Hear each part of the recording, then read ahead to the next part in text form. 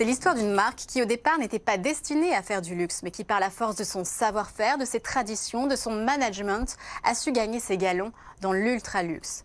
C'est en Normandie, où les haras sont nombreux, que Thierry Hermès fait ses premières armes en tant que sellier, à Pont-Audemer. Mais la grandeur parisienne le gagne vite et il ouvre sa première manufacture dans la capitale en 1837 et s'installe rue du Faubourg Saint-Honoré, au plus près des clientèles aisées.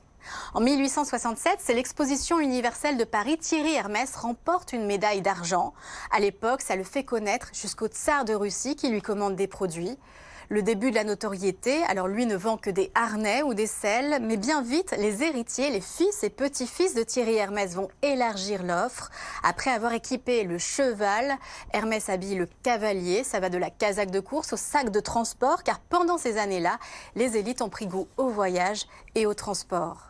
L'horlogerie, la bijouterie, la décoration apparaîtront dans les années 20, tout comme le fameux carré Hermès, le carré de soie qui naîtra lui en 1937, 100 ans pile après le premier atelier. Autre icône Hermès, le sac Kelly qui, adopté par l'actrice, fera le tour du monde. Les produits sont essentiels, mais il y a aussi les visages. Une figure dans la lignée Hermès, c'est Jean-Louis Dumas, arrière-petit-fils de Thierry Hermès. Il va développer la maison de luxe aussi bien économiquement qu'artistiquement. C'est lui qui dessine le fameux Birkin après avoir rencontré la jeune femme, désespérée de ne pas trouver de sac adapté à ses besoins.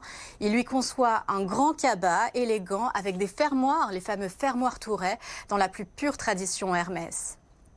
Et pour développer le chiffre d'affaires, Jean-Louis Dumas va jouer la carte de la croissance externe, ce qui restera une exception dans l'histoire du groupe. Viennent rejoindre Hermès, les souliers John Lobb ou encore Puyforca pour l'orfèvrerie.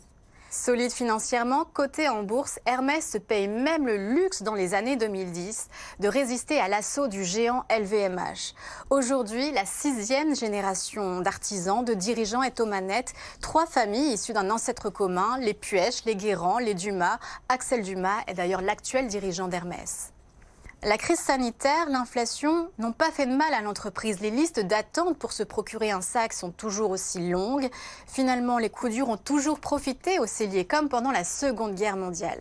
Figurez-vous que c'est à cause d'une pénurie de couleur marron que les boîtes sont devenues orange, un orange Hermès devenu iconique.